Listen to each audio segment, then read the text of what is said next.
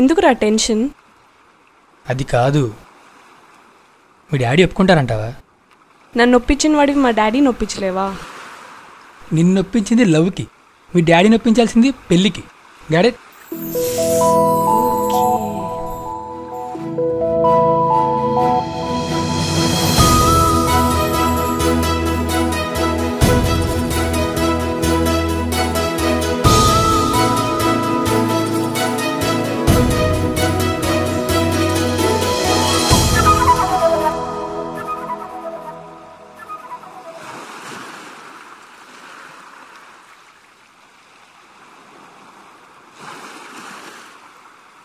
Okay సరే, అయితే ఓ పని చేద్దాం.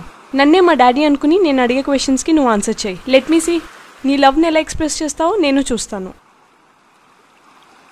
కనబడవు కానీ చాలా ప్లానింగ్ ఉందా నీలో. సరే, లెట్స్ డూ ఇట్. నువ్వు శైలు ఫ్రెండ్స్ అనివి కదా? Yeah uncle. శైలు టెంపుల్కి వెళ్ళిందమ్మా. యాక్చువల్లీ నేను మీతోనే మాట్లాడదామని వచ్చాను అంకుల్. Is it? చెప్పమ్మా. అంకుల్, మా ఫ్యామిలీలో నేను, అమ్మ, నాన్న, అక్క ఉంటాం. నాన్న బ్యాంక్ మేనేజర్, అమ్మ టీచర్, అక్క డాక్టర్. మొన్నే అక్కను ఇంకో డాక్టర్కి ఇచ్చి పెళ్లి చేశాం. ఓ గుడ్. కానీ ఇవన్నీ నాకెందుకు చెప్తున్నావమ్మా? ఏమీ లేదు అంకుల్, మీ అమ్మాయి అంటే నాకు ఇష్టం, మీ అమ్మాయి కూడా నేనంటే ఇష్టం. కానీ బతకడానికి ఇష్టం ఒకటే సరిపోదు కదా అంకుల్. అందుకని ఉండడానికో ఇల్లు, తిరగడానికో కారు, అందులో పెట్రోల్ పోయించడానికి టీసీఎస్లో జాబు చేస్తున్నాను అంకుల్. కానీ అంకుల్, ఇవన్నీ సంపాదించినప్పుడు కలిగిన ఆనందం కంటే మీ అమ్మాయి ప్రేమను పొందినప్పుడు కలిగిన ఆనందం ఎక్కువ.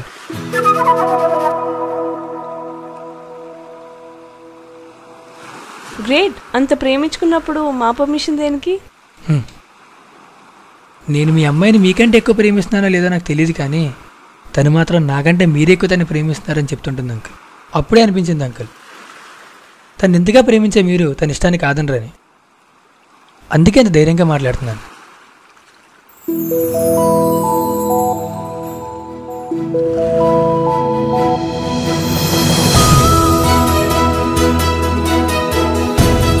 ఇప్పుడు చెప్పండి అంకుల్, ఇదంతా విన్న తర్వాత మిమ్మల్ని అంకుల్ని పిలవమంటారా, మావయ్య అని పిలవమంటారా?